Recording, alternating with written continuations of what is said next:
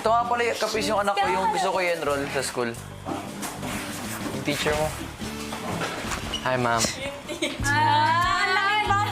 Ilan taon na ba anak mo? 16. Ikaw, ma'am. Ilan taon ka na, ma'am? Pero kinder po yung tinuturuan ko. Shake your hand. Shake your hand. Shake hands lang. Ay, ano? Mahihain si ma'am. Confession room ko na. Ilang saglit pa, si Carmel naman ang nakipagkulitan kina Caprice at Heath. Anong naramdaman mo nung nagsumayaw kayo ni Caprice?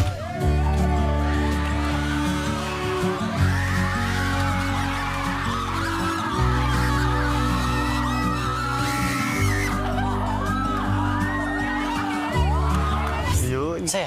Aww. I miss dancing. Tigan niya kayo. 5 seconds. Wow, cute! Cute! This is my anak. Talaga. Bakit masaya? Yeah, that's my partner ng pagkasaya. Kasi daw may partner yung pagkasaya. Uy! Magaling yung partner mo. Yeah. Caprice, magaling ba yung kapartner mo kanina?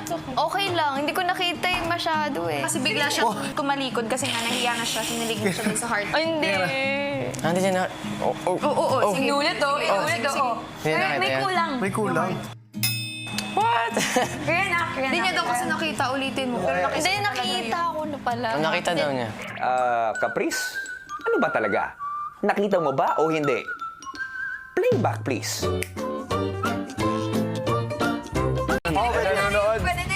Habang hindi pa rin sumakses sa 8th box na may katumbas na unang good deed, hindi rin mapakali ang napili nilang unang secret elf na gagawa nito na si Heath. Kinakabahan po ako nung time na yung kuya kasi nakasalalay po dun yung good deed ko po kuya. Sa kanilang pag-ulit, muli silang umabot sa ikapitong gift box at si Joaquin naman ang sumubok mag-ikot ng 8 patong-patong na boxes.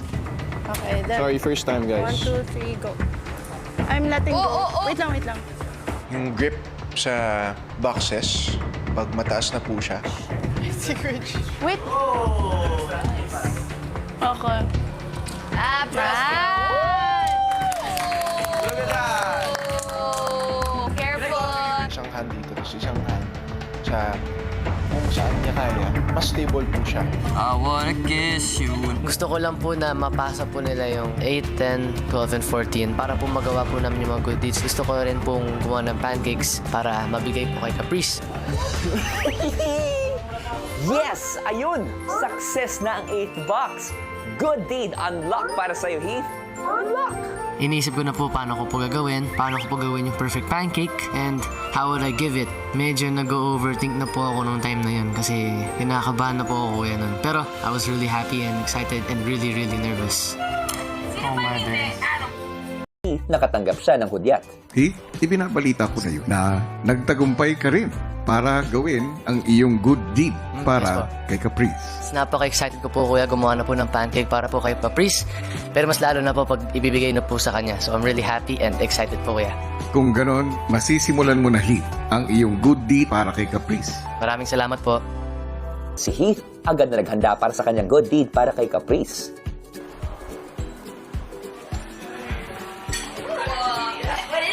Joaquin, are you guys busy with the pans? Can I do this first? What is that? Pancake. Woo! Let's go! Can you help me make a pancake? Habang si Caprice, tila curious din sa gagawing pancake ni Heath. How did you get that from? Butter? Maya-maya pa, nagsimula ng magpatulong si Heath kay Joaquin. So just put this in the bowl. Yeah. And then you mix the... I was gonna ask Joaquin po kuya to help me with the pancake po kuya. Kasi po kuya siya po yung pinakamagaling gumawa ng pancake dito. Oh! Oh no. Ashley! Hindi po kuya ako sanay gumawa po ng pancake. Yung pancake na ginagawa ko po, sunog-sunog. Bihira lang po ako makagawa ng magandang pancake. So, pag nagawa ko po yun ng maayos, that means it's gonna be a really special pancake for a special person po kuya. Oh, that looks so not good. Oh no. Pancake for Caprice, take 2. Just keep on going like that. Circling it, circling it, circling it. Hey, chill! Can I have that? We also... Uy! I forgot I was smoking. It's so yummy! No. Hindi ko po talaga alam bakit po nasunog. I think naiwan ko po yung pancake too long on the pan. Tapos, ayun po, kinukusi po nila ako na para perfect yung pancake, kailangan may bubbles na po yung taas. Pero nang ginawa ko po yun, sunog pa rin po, kuya. So I think medyo mataas yung heat na nagawa ko. Heath, huling pancake mix na yan. Ayusin mo naman. Kaya mo yan, dalawang... Ay, spread it. Spread that boy before it cooks. Oh, okay. More. Here. Oh, it's cooked. Oh my gosh. Yeah! Oh, I did. That does not look like a pancake, bro. Medyo sunog po, kuya. Yung pancake ko hindi perfect circle. So, I just tried my best na lang po to make the best pancake I can. Si Heath may pasimpleng tingin. Ilang saglit pa, si Heath nag-plating na. Okay. Don't judge a book by its cover. Medyo sunog. Pero nang tinikman ko po, kuya, masarap pa rin.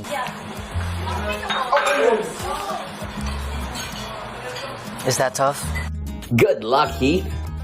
Matapos na siya sa paggawa ng pancake, mukhang ang sarili naman ang hinanda ng kabadong si Heath.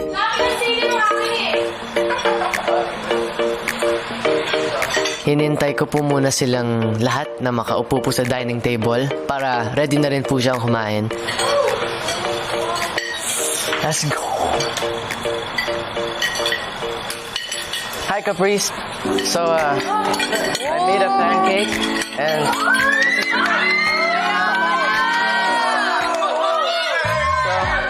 So, this pancake na ginawa ko, this for you. Kasi napansin ko, nung nagda-dance show lang tayo, parang di ka masaya. So, I made a pancake just for you. And I hope you enjoy it. Merry Christmas.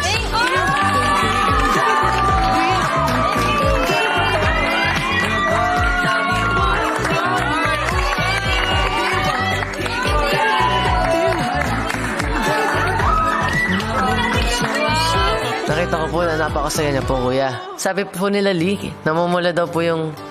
Parang namumula, nagbablush daw po yung mukha ni Caprice. So, nang nakita ko po yung reaction niya na masaya siya, nasayahan din po ako, kuya. At medyo nawala po yung kaba ko. Oh, thank you! Welcome. Natuwa po ako, tsaka nagulat po ako na para sa akin po pala. Tapos may letter C pa. Very sweet.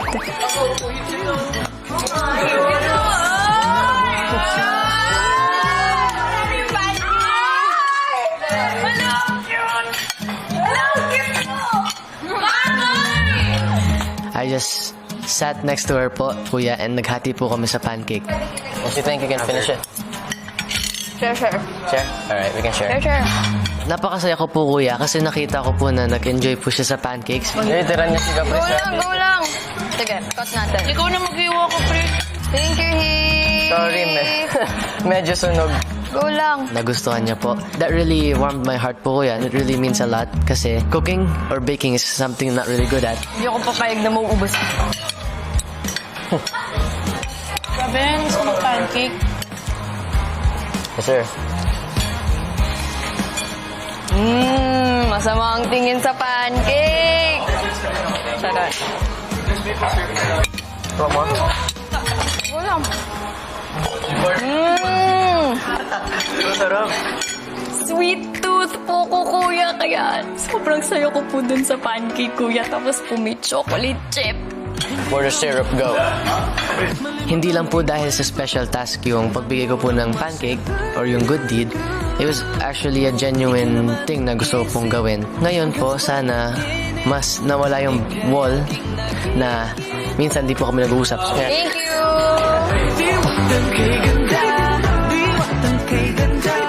Yes! Sumakses na nga ang good date. Este, good deal ni Heath para sa pili niyang housemate niya si Caprice.